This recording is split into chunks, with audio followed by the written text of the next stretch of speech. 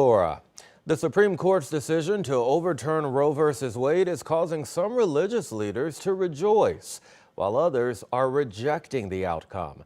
In a news conference today in St. Louis, several faith leaders denounced that ruling. 5 on your side, Justina Cornell was at City Hall. She joins us now in studio with their message. Justina, good evening. Good evening, Brent. So today, this message came through. Not all clergy members believe in the same thing. And while the Archdiocese of St. Louis says every human being born and unborn has the right to be protected, other leaders say this recent ruling is contrary to what they believe. I am a religious leader, I am a Christian, and I had an abortion. Reverend Dr. Dietra Wise Baker preaches here Monday morning. Usually the power of her words are felt at the Eden Theological Seminary. However, she brings a message to St. Louis City Hall after the pivotal overturn of Roe v. Wade. I'm here today representing over 100 area faith leaders of the St. Louis Interfaith Coalition for Reproductive Rights.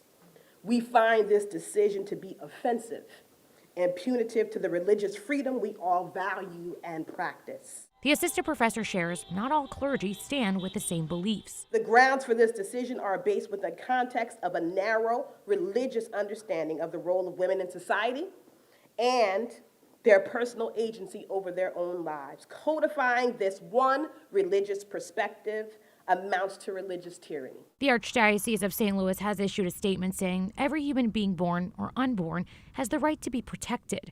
Dr. Baker says their faith is about safety too. Our faith insists that a pregnant person's life is to be respected and protected against harm that might be caused to her by an unhealthy or untimely pregnancy. As for Rabbi Susan Talvey with Central Reform Congregation, she says this Supreme Court decision goes against her faith. My fight for choice is grounded in both Jewish law and in Jewish tradition's understanding of our profound commitment to protect the rights of the most at risk.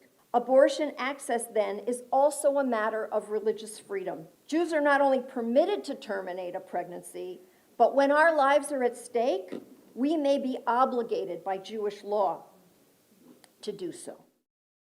Now, in this statement by the Archdiocese, it also shares, quote, "We will continue providing resources for women facing unexpected and difficult pregnancies so that they may both develop their full potential in this world and be happy with God forever and the next." Brent. All right, Justina.